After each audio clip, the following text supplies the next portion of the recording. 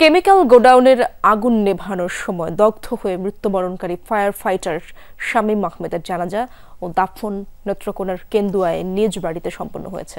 সকাল 11:15টায় উপজেলার বিজাহাটি এলাকায় সরকারি প্রাথমিক বিদ্যালয় মাঠে জানাজা হয়। অংশ নেন ফায়ার ফাইট সার্ভিসের কর্মকর্তা সহ স্থানীয়রা। পরে পারিবারিক কবরস্থানে তার দাফন সম্পন্ন হয়। এর আগে রাত 1:45টার দিকে গ্রামের বাড়িতে পৌঁছায় মরদেহ।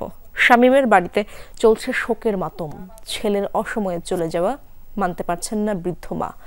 বারবার মূর্ছা যাচ্ছেন তিনি। এলাকায় নেমে এসেছে শোকের ছায়া। সোমবার গাজীপুরের টঙ্গীতে একটি কেমিক্যাল গোডাউনে আগুন নেভাতে গিয়ে দগ্ধ হন ফায়ার ফাইটার শামীম আহমেদ। জাতীয় বার্ন অ্যান্ড প্লাস্টিক সার্জারি ইনস্টিটিউটে নেওয়া হয়। চিকিৎসাধীন অবস্থায় মঙ্গলবার মৃত্যু হয় তার। এখনও চিকিৎসাধীন 4 ফায়ার সার্ভিস কর্মী সহ 5 জন। আমার হাজবেন্ড নাই, আমি তো মাসের বেতনও পাইতেছি না। আমি আমার এই ফুলাফান নিয়ে কিভাবে চলবো?